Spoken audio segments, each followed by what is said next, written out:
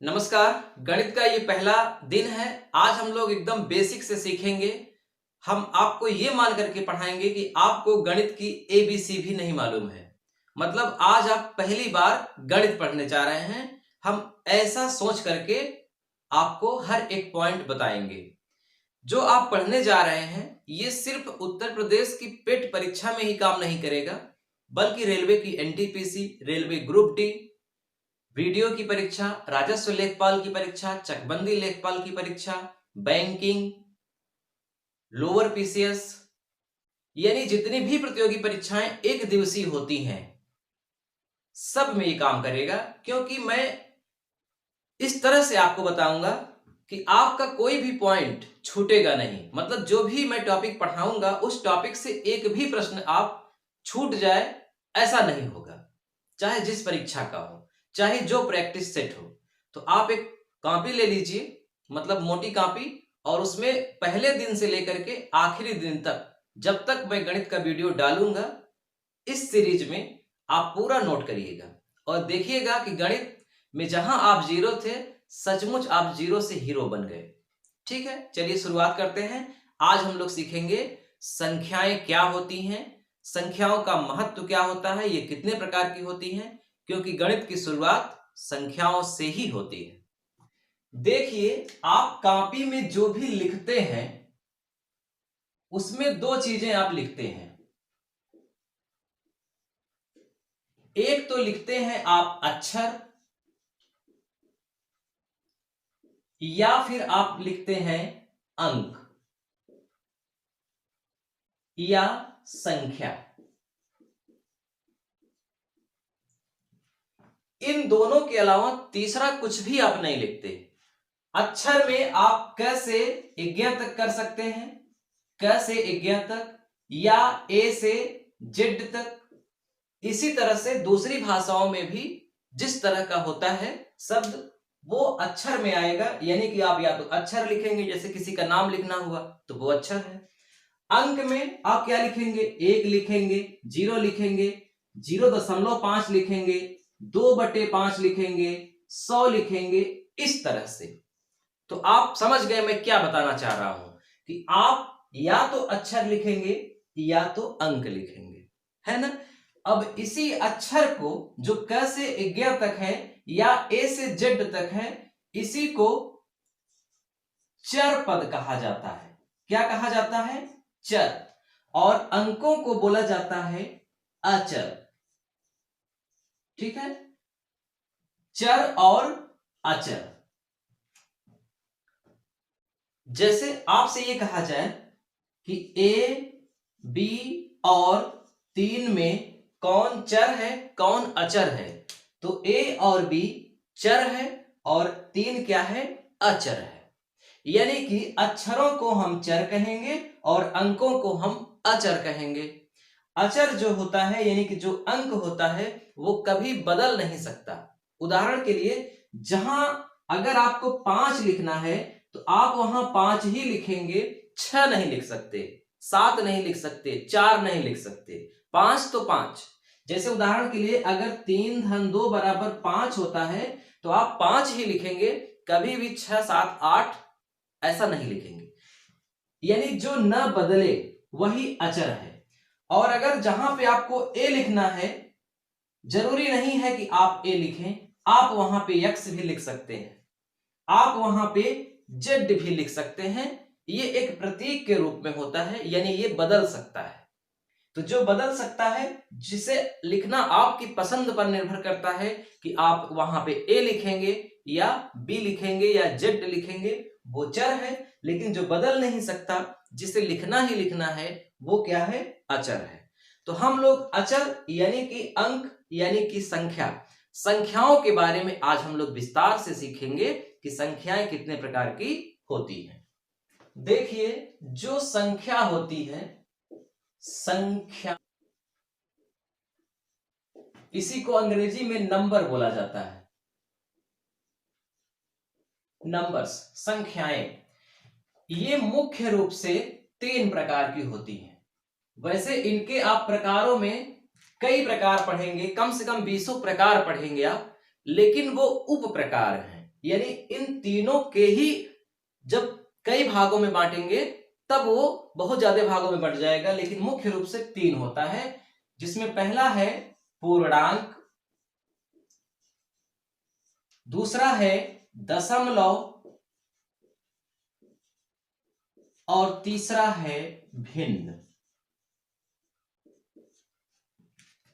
पूर्णांक इंग्लिश में complete number बोला जाता है, दशमलव को डेसिमल नंबर बोला जाता है, भिन्न को फ्रैक्शन नंबर बोला जाता है।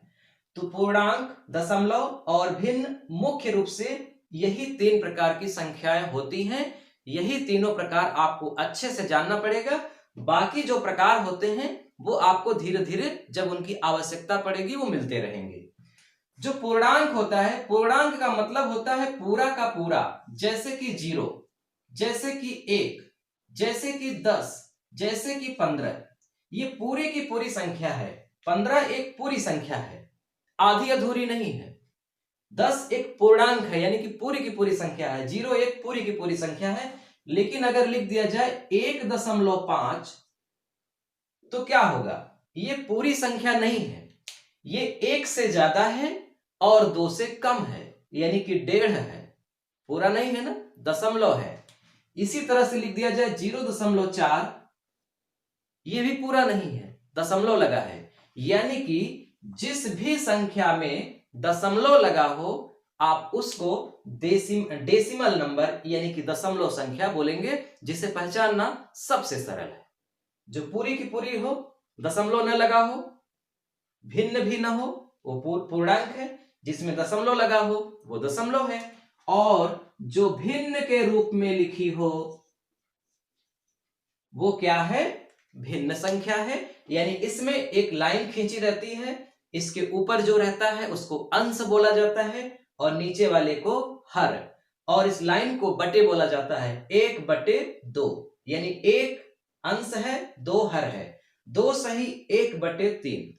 यानी ये संख्याएं पूरी नहीं हैं, आधी अधूरी हैं, लेकिन भिन्न के रूप में लिखी हैं। तो आपने क्या देखा कि संख्याएं मुख्य रूप से 3 ही प्रकार की होती हैं। अब आपको आगे सिखाएंगे कि कैसे हम दशमलव को भिन्न में बदलें और भिन्न को कैसे हम दशमलव में बदलें। ठीक है?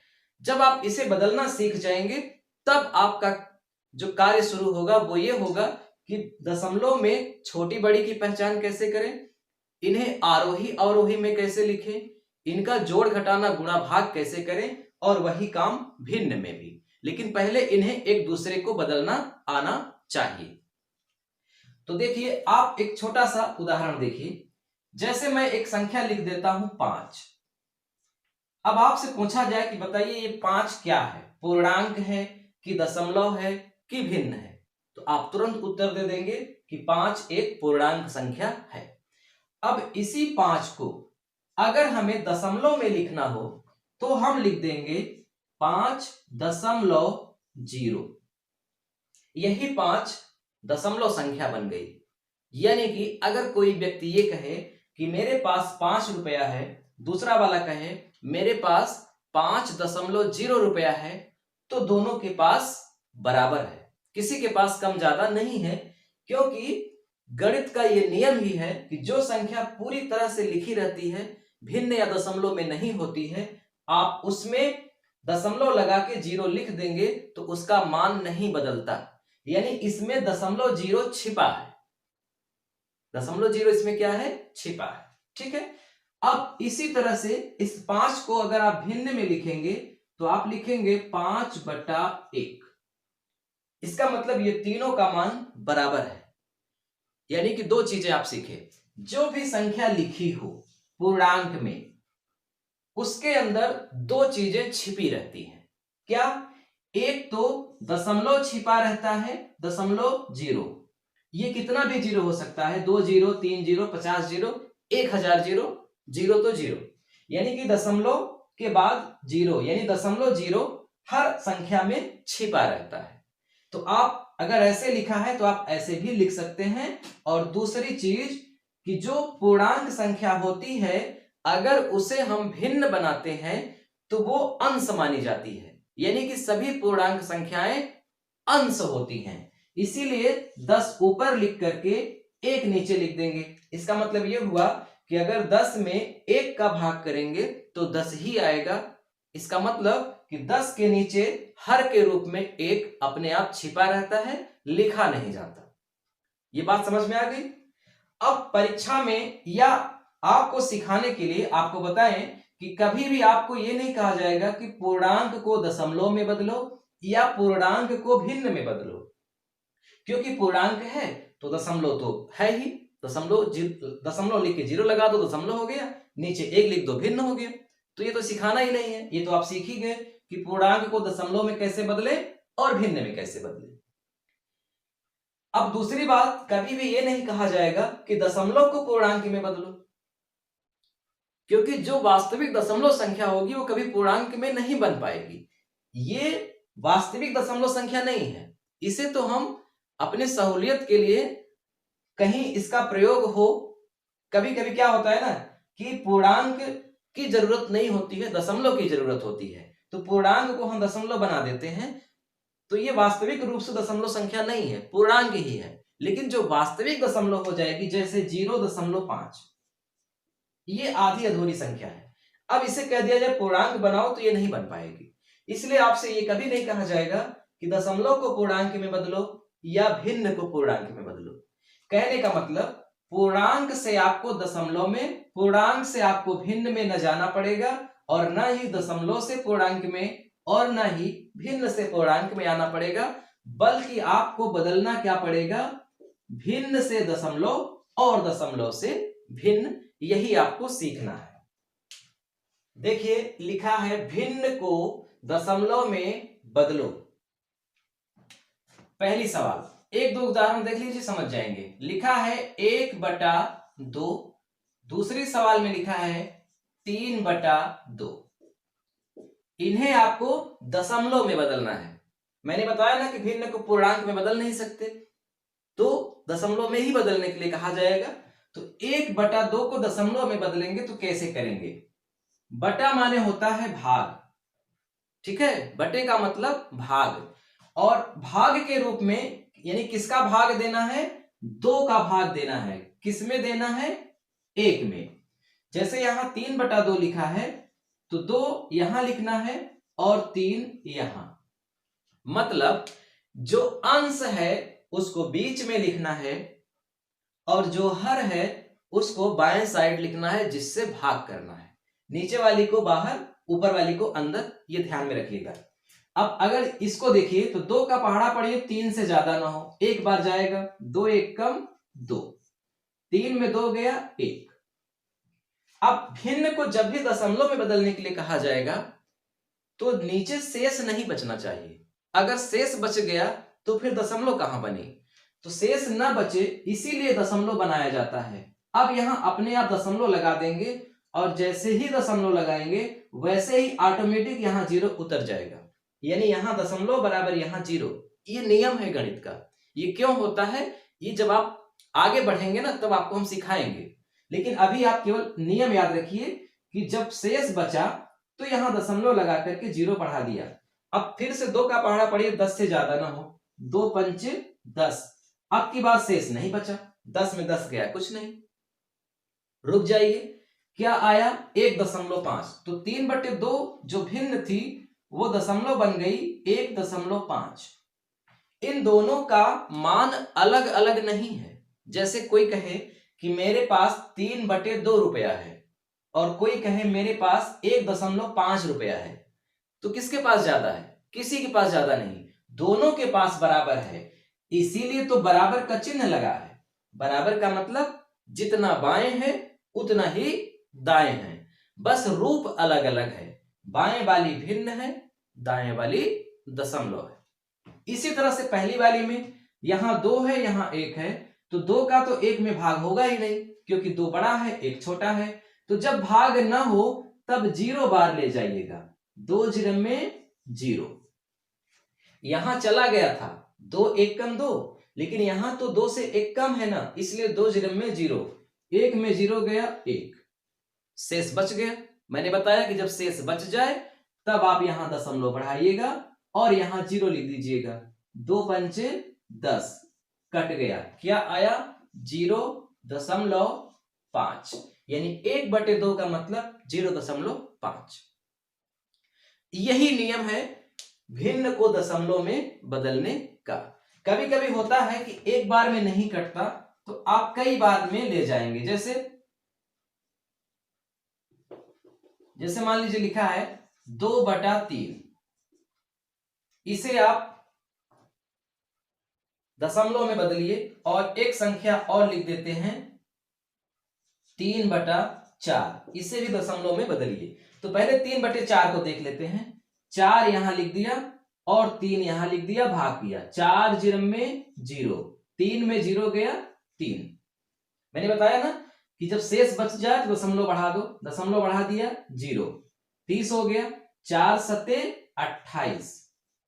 अब 30 में 28 गया, क्या आया 2, शेष अभी भी बचा है। जब शेष फिर से बच जाए तो आपको फिर से यहां दशमलव नहीं बढ़ाना है, दशमलव एक बार बढ़ा दिए बस, अब नहीं लगाएंगे। अब जब तक शेष बचे तब तक 0 बढ़ाते चले जाइए। 4 पंचे 20, अब कट गया, जहां कट गया वहीं रुक जाइए, 0.75 आ गया इसका मान।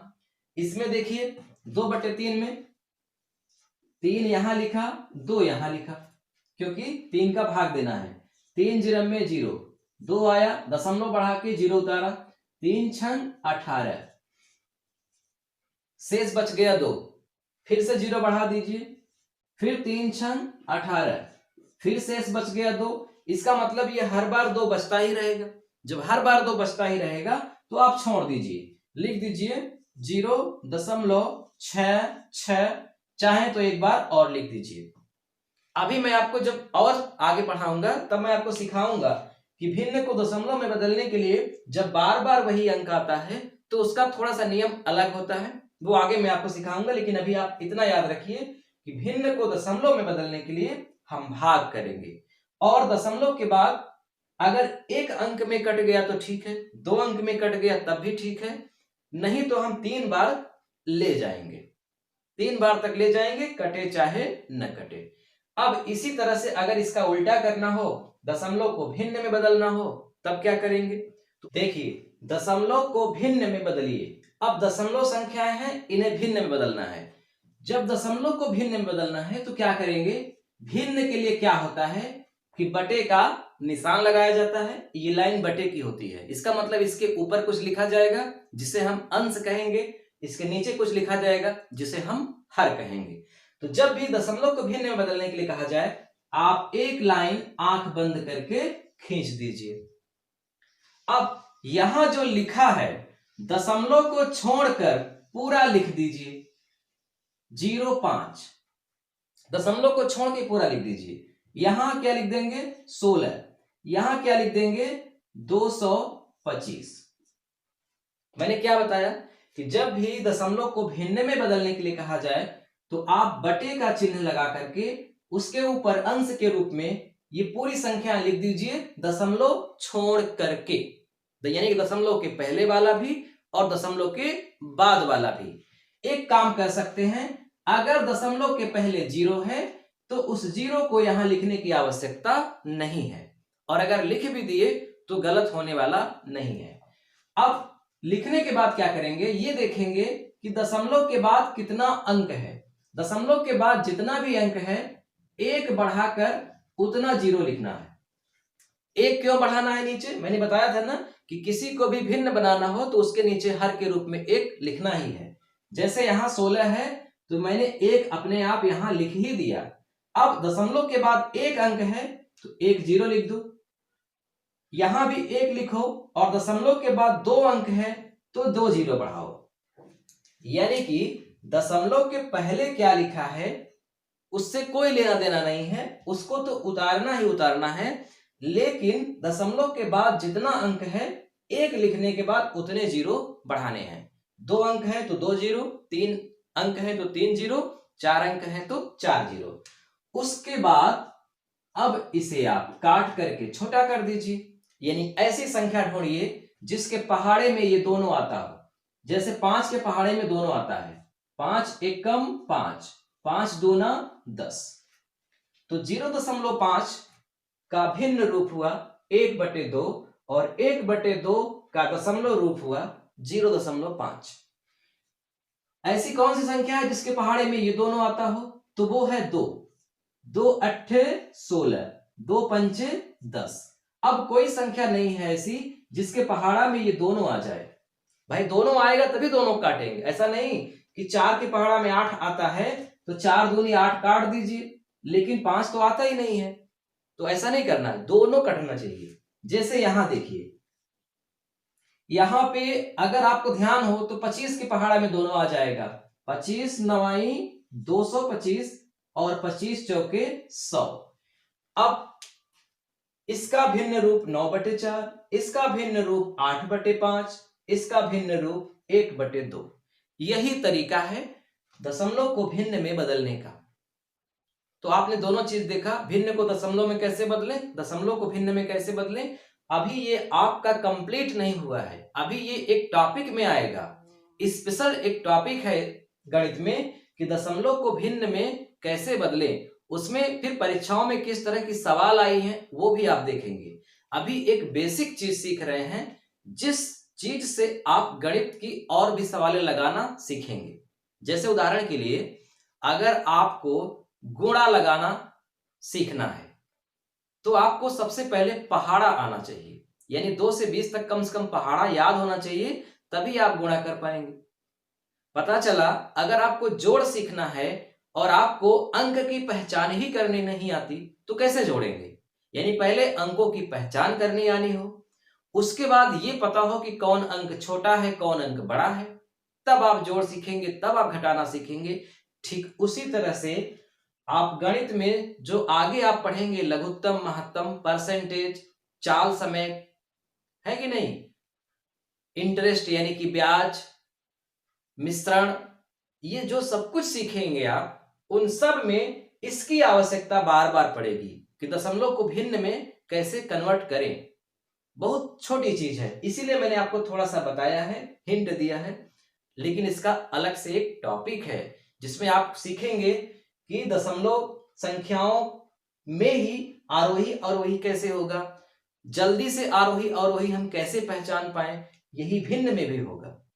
ठीक है, अब हम आज दशमलव की थोड़ी सी चर्चा और कर लेते हैं क्योंकि ये बहुत जरूरी है, इसे बिना सीखे आप आगे नहीं बढ़ सकते। उसके बाद फिर कल के वीडियो में स्पेशल भिन्न के बारे में सीखेंगे।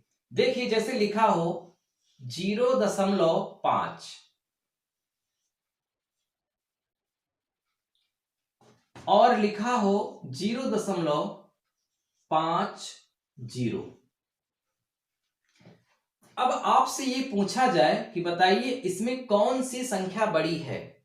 यहां ये 0.5 पूरी एक संख्या पढ़ी जाएगी, ऐसा नहीं है कि 0 अलग संख्या है 5 अलग संख्या है, नहीं, ये पूरा मिला के एक संख्या है, ये पूरा मिला के एक संख्या है। तो 0.5 बड़ी है या 0.50, 5 0 बड़ा है। देखिए दशमलव के बाद हम एक एक अंक पढ़ेंगे, हम कभी भी ऐसे नहीं पढ़ेंगे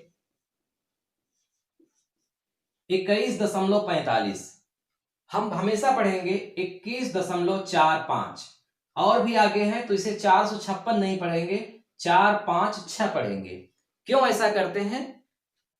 क्योंकि दशमलव के बाद अगर कोई अंक लिखा है तो उसमें अनगिनत 0 बढ़ाए जा सकते हैं, अनगिनत, कोई सीमा ही नहीं है। तो जब अनगिनत 0 बढ़ाए जा सकते हैं तो अगर कई 0 बढ़ गए तब तो इसका मान अब दूसरे ढंग से पढ़ा जाएगा। अब कोई 0 नहीं बढ़ा है तो केवल 456 ही है। क्यों 0 बढ़ाए जाते हैं, अभी जब आप इसे सीखेंगे तो समझ जाएंगे। तो कहने का मतलब कि दशमलव के बाद हमेशा एक एक अंक ही पढ़ा जाएगा, लेकिन दशमलव के पहले वाला पूरा। तो इसमें कौन बड़ा है बताइए? तो मैं आपको बता रहा हूं कि इसमें कोई नहीं बड़ा है। देखने में लग रहा है कि ये बड़ा है ये छोटा है, लेकिन इनमें दोनों बराबर है। कैसे? दशमलव के ठीक पहले 0 है, दशमलव के ठीक पहले 0 है। तो सबसे पहले छोटी और बड़ी की पहचान में दशमलव के पहले चेक करेंगे। यहां दशमलव के पहले बराबर है, दशमलव के बाद 5 लिखा है, दशमलव के बाद 5 लिखा है, 5 के बाद यहां कुछ नहीं है, यहां 5 के बाद 0 है। मैं अभी आपको हिंट दिया कि दशमलव के बाद अगर कोई अंक है तो उसके बाद अनगिनत जीरो बढ़ा सकते हैं, उसका मान नहीं बदलेगा। इसका मतलब जो मान 0.5 का है वही मान 0.50 का भी है। इसका मतलब ये दोनों संख्याएं बराबर है। अगर आप यहां 500 भी कर देंगे तब भी बराबर है, कोई दिक्कत नहीं है। लेकिन अगर यहां लिख दिया जाए 1.5 और फिर यहां लिख दिया जाए 0.50, बताइए अब कौन बड़ा है? अब ये बड़ा है, क्योंकि दशमलव के पहले ही एक है, यहां दशमलव के पहले 0 है, यानी ये संख्या 1 से कम है। 0 का मतलब होता है कि चाहे जितनी बड़ी लिखी हो उसका मान 1 से कम है, क्योंकि यहां तो 1 भी नहीं है, 0 है। लेकिन ये तो 1 से बड़ी है क्योंकि यहाँ 1 है। तो ये 1 से बड़ी है, ये 1 से कम है, इसका मतलब बड़ी कौन है? आगे देखिए 0.654, 0.654 3 4। अब बताइए कौन बड़ी है? ये वाली दशमलव संख्या बड़ी है या ये वाली दशमलव संख्या बड़ी है? देखने में लग रहा है ये 3 अंकों में है और ये 4 अंकों में है, लेकिन नहीं, ये बड़ी है, ये छोटी है। कैसे? दशमलव के पहले 0 है, कोई दिक्कत नहीं, आगे बढ़ो। पहले अंक पे 6 है, पहले अंक पे 6 है, यहां तक कोई दिक्कत नहीं है, यानी यहां तक आप नहीं पहचान पाए कौन बड़ी है कौन छोटी है।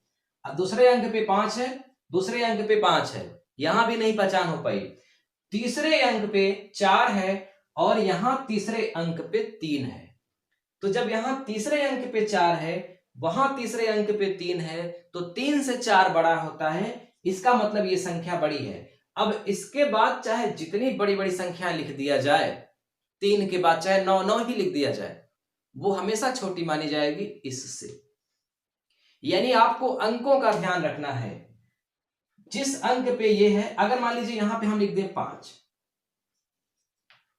अब बताइए, अब ये बड़ी हो जाएगी क्योंकि यहां पहला ही अंक 6 है, यहां पहला ही अंक 5 है, आगे देखने की आवश्यकता ही नहीं है। अब ये बड़ी हो जाएगी 0.1,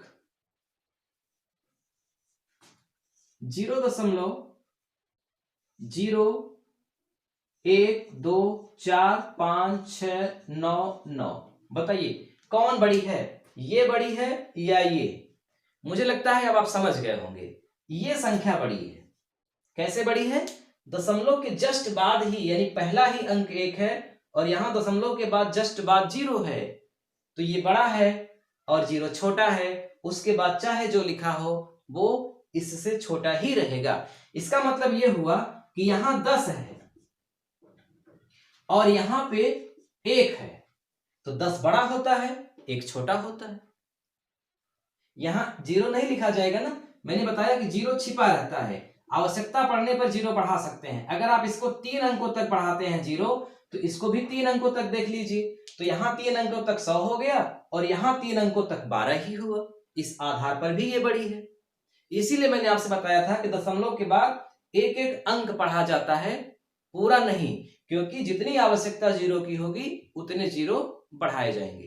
तो आज हम लोगों ने सीखा कि भिन्न को दशमलव में कैसे बदलें, दशमलव को भिन्न में कैसे बदलें, और छोटी बड़ी दशमलव की पहचान भी सीख गए।